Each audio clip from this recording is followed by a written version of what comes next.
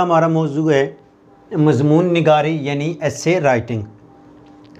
10वीं जमात में भी मज़मून आता है और 12वीं जमात में भी 15 नंबर का ये मज़मून होता है। मज़मून की मुख्तसर और जामे तारीफ़ वो मालूमाती अदबी तहरीर जिसका ताल्लुक़ ज़िंदगी के हक़ाइक़ और मसाइल से हो। मालूमाती हो यानी जो मज़मून तहरीर आप लिख रहे हैं वो मालूमाती हो। दूसरा, उसमें अदबी रंग झलक रहा हो। ज़िंदगी के हक़ाइक़ और मसाइल पर मबनी हो। हक़ाइक़ हक़ यानी सच और मसाइल, ऐसी तहरीर जो ज़िंदगी के हक़ाइक़ और मसाइल की अक्कासी कर रही हो वो मज़मून कहलाएगा। अच्छा, याद रखें कि मज़मून की जो सिन्फ़ है ये अंग्रेज़ी अदब से उर्दू में आई। सर सैयद अहमद ख़ान जब 1869-70 में गए, लंदन का इनका जो तारीख़ी सफ़र था इख्तियार किया, तो वहीं पे जाके इन्होंने इस चीज़ को ऑब्ज़र्व किया कि वहाँ पे इंग्लिश जो कौम थी वो मज़मून की जो सिन्फ़ थी उनमें बहुत मकबूल हो चुकी थी और ग़ालिबन मुसन्निफ़ थे अंग्रेज़ों के 2 स्पेक्टेटर और एक और हैं जिनकी तहरीर मज़मून के बारे में आता है कि जब तक इंग्लिश कौम सुबह अखबार में उनकी लिखी हुई तहरीरों को मज़मूनों को पढ़ नहीं लेती थी तब तक नाश्ता नहीं किया जाता था। तो उन्होंने वहीं पे एक नई तर्ज का रिसाला शाया करने का सोचा और जिसका नाम रिसाला तहज़ीबुल अख़लाक़ है। इसी रिसाले में उनकी इल्मी और संजीदा मौज़ूआत पर मुश्तमिल तहरीरें शामिल हुई जिन्हें मज़मून का नाम दिया गया। तो गोया कि सर सैयद अहमद ख़ान ने मज़मून निगारी की बुनियाद रखी। अच्छा, मज़मून में 3 चीज़ें सबसे अहम होती हैं भाई। सबसे पहले होती है तमीद या तारफ़, कि जब आप किसी मौजू का इंतखाब करते हैं उससे पहले ये बता दूं कि मज़मून जो है ये एक वसी सिन्फ़ अदब है जो ज़िंदगी के हर मौजू का, हर शोबे का अहाता किए हुई है। कोई ऐसा पहलू बचा नहीं है जिसका ताल्लुक़ मज़मून से ना हो, जिस पे मज़मून न लिखा गया हो।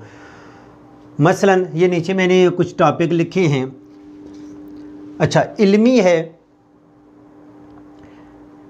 इल्म के हवाले से है, साइंस है, आर्ट्स है, फ़लसफ़ा है, कोई भी मौजू जो इल्मी है उस पर मज़मून लिखा जा सकता है। जैसे आपका पहला जो 12वीं जमात का सबक है मुसलमानों का कदीम तर्ज़ तालीम, वो इल्मी भी है और तालीमी भी है। ठीक हो गया। तो इल्मी किसी भी मौजू पे, कोई भी इल्म के हवाले से है तो उस पर मज़मून लिखा जा सकता है। अदबी है, तारीख़ी है, और फिर मौजू तारीख़ी सिर्फ़ नहीं, इस्लाम की तारीख़ है, बुद्ध मज़हब की तारीख़ है, ईसाइयत की है, मुसलमानों की तारीख़ है, पाकिस्तान की, हिंदुस्तान की, हर एक शहर, कल्चर, कौम, तहज़ीब उसकी तारीख़ हो सकती है। मज़मून उस पर आ सकता है। इस्लामी, मजहबी, तालीमी है, सकाफ़ती है, माशरती, सियासी, इस्लाही, साइंसी, शख्सी है, हुब्बुल वतनी है, सीरत है।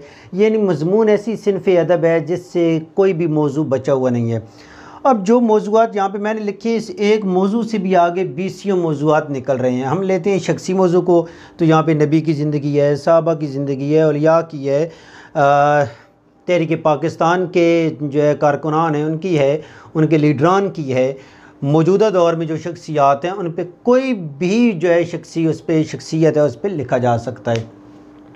सीरत है तो सीरत नबी, सहाबा, अहले बैत, ताबी, तबा ताबीन, औलिया अल्लाह, हर किसी की भी शख्स की सीरत को बयान किया जा सकता है। यानी मज़मून इतनी वसी सिन्फ़ अदब है। अब आ जाते हैं मज़मून लिखने का तरीका क्या है। सबसे पहली चीज़ होती है तमहीद। अगर आप क़ायद आज़म की ज़िंदगी पे लिख रहे हैं जी, तो तमहीद आपने मुख्तसर 5 से 8 लाइनों के दरमियान, 9 लाइनों के दरमियान उनका तारफ़ देना है कि क़ायद आज़म 25 दिसंबर 1876 को कराची के एक नवाई गांव पानीली में पैदा हुए। उनका ताल्लुक़ एक मिडिल क्लास ख़ानदान से था या लोअर ख़ानदान से था।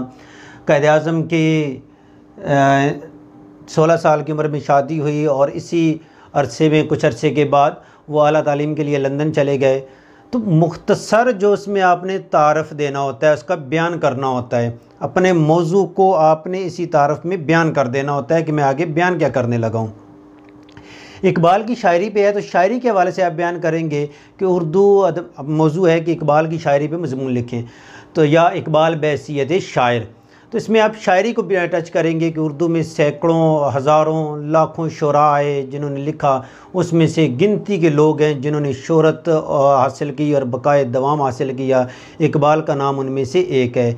इकबाल ने मुसलमानों के ज़िम्मत रफ्ता को बयान किया। इकबाल ने उन्होंने मुसलमानों को एक मंज़िल की तरफ राग़िब किया, इनकी ख़ामियों को बयान किया और इन्हें अच्छाइयों की तरफ राग़िब किया। आगे फिर उनकी शायरी को फ़र्दन आप डिस्कस करते हैं। मर्द मोमिन का फ़लसफ़ा उन्होंने शायरी में दिया जी, नौजवानों से क्या उम्मीदें थीं, वो एक उम्मत मुस्लिमा को किस स्टेज पे देखना चाहते थे और क्या इकबाल का रोना था। ये सारी जो चीज़ें आगे जो तफसील आएगी ये बयान होगा नफ्स मज़मून में। इकबाल क़ायद-ए-आज़म की ज़िंदगी का तारफ़ करवाने के बाद आगे उनकी ज़िंदगी पे एक्सप्लेनेशन और इसमें दरमियान में उनकी तालीमात, उनके खुतबात, उनके कल्चर, उनके बिहेवियर को यहाँ पे नफ्स मज़मून में बयान करेंगे। यानी जिसे आप बॉडी ऑफ तहरीर कह सकते हैं, उसका ढांचा कह सकते हैं। एंड पे इख्तिताम है। इख्तिताम याद रखें, उसमें आप अपनी तरफ से कुछ सजेशन देते हैं। इकबाल की शायरी है, इकबाल के फ़लसफ़े आपने सारे बयान कर दिए, नज़रियात बयान कर दिए, इकबाल की तड़प को बयान कर दिया है नफ्स मज़मून में। इख्तिताम पे बयान करेंगे कि हमने इकबाल को किस हद तक अडॉप्ट किया है, इकबाल की ज़िंदगी, उनकी शायरी, उनकी नज़रियात से किस हद तक सीखा है, कितने अमल पैरा हैं, और अगर अमल पैरा होने में, उस पर अमल करने में हमारा जो है हम लैतुलाल से या सुस्ती से काम ले रहे हैं, तो कौन सी सजेशन आप तजवीज़ अपनी देंगे कि किन चीज़ों पे अमल पैरा हो के हम आगे निकल सकते हैं। ठीक हो गया। तो ये इख्तिताम होता है। याद रखें, मज़मून में आप एग्री भी कर सकते हैं, डिसएग्री भी कर सकते हैं। जैसे डॉक्टर सलाहुद्दीन दरवेश हैं तो उन्होंने इकबाल को उनकी मुखालफत में लिखा है। हसन निसार जैसे हैं वो इकबाल की मुखालफत में जो है दलाइल सैकड़ों दे रहे होते हैं।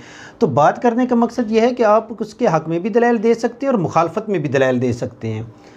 उसूल क्या है भाई मज़मून लिखने के लिए? सबसे पहली चीज़, मौजू का जो इंतखाब आप करेंगे वो मौजू इल्मी हो और संजीदा हो। आपके जो सबक शामिल निसाब है वो मज़मून के मुसलमानों का कदीम तर्ज़ तालीम, ये क्या है?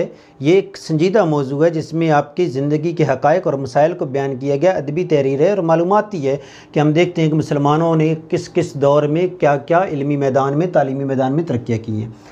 दूसरी जो सबसे अहम चीज़ है, जुमले मुख्तसर हों। मसलन आप कहते हैं कि जी मैं कॉलेज जाने के लिए जैसे ही बेदार हुआ तो टाइम देखा तो बहुत देर हो रही थी, मैंने फ़ौरन से तैयारी पर। ये जुमले तवील हैं। आप कहते हैं कि मैं सुबह जब बेदार हुआ तो ऐसा लगा कि देर हो चुकी है, मैंने फ़ौरन तब्दीली की या ड्रेस चेंज किया, यूनिफॉर्म पहना, मैंने फ़ौरन यूनिफॉर्म पहना, नाश्ता किए बगैर मैं घर से निकल पड़ा। तो मुख्तसर जुमले हों। उसके बाद तमहीद जो है शुरू में ये आपको बताइए, ये तमहीद मुख्तसर हो, यानी 5 से 9 लाइनों के दरमियान हो। ऐसा ना हो कि इकबाल के तारफ़ भी आप इतना बयान कर दें कि नफ्स मज़मून और तमहीद का फ़र्क करना ही मुश्किल हो जाए।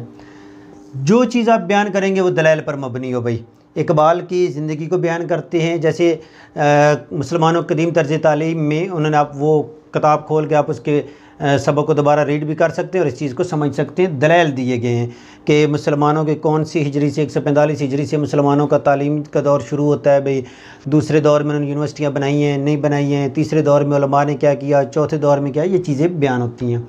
रब्त और तसलसल हो।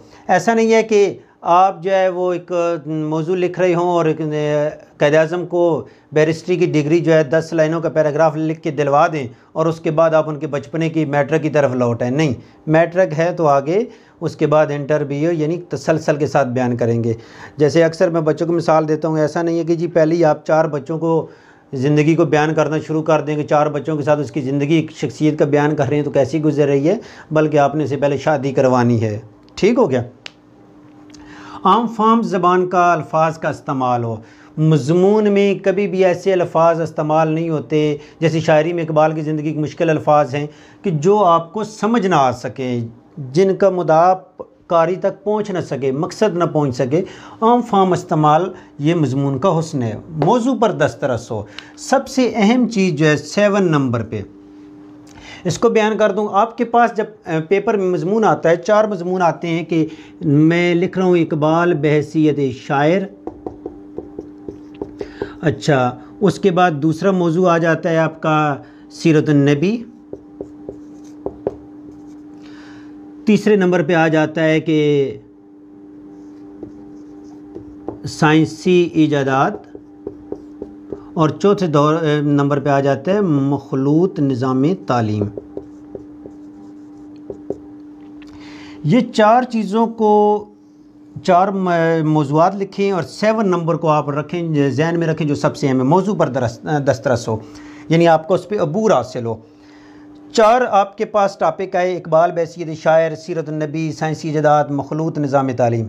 इन चारों में से आपने किस पे मजमून लिखना है, उस टॉपिक को मुंतखब करना है जिस पे आपकी मालूमात ज़्यादा हैं। इकबाल बहसीयत शायर आप समझते हैं कि जी 12वीं में उनकी जवाबी शिकवा नज़्म भी शामिल है, एक गज़ल भी शामिल है। इकबाल के हवाले से कोई प्रोग्राम का इनकाद होता है या साथसा में बताते रहते हैं, तो इस बारे में मेरी मालूमात ज़्यादा है तो मुझे इस पर लिखना चाहिए, क्योंकि मजमून ज़्यादा से ज़्यादा आपने बयान करना होता है। स्पेशल बयान कर दिया जाए 350-400 अल्फाज पर मुश्तमिल हो। सीरत नबी आप समझते हैं कि यार आप आए रोज़ हम मिलादों में, जुमे में नबी की ज़िंदगी भी सुनते रहते हैं, आम जो उनकी मिसाल है तो उस पर लिखना चाहिए, या साइंसी ईजादात। तो इन चारों में से आपने वो मौजू मुंतखब करना है जिसके बारे में आपकी मालूमात ज़्यादा हों, तभी तो आपकी मौजू पे दस्तरस होगी।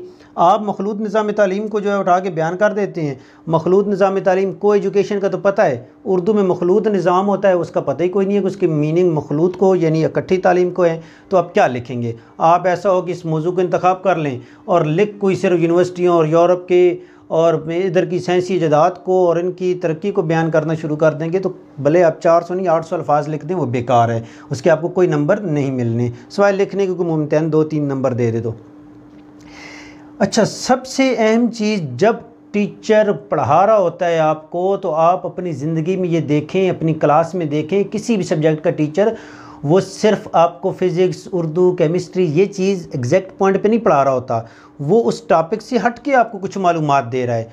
वो जो मालूमात दे रहा है ये आपने याद रखनी है, ये आपको मज़मून निगारी में काम आती हैं।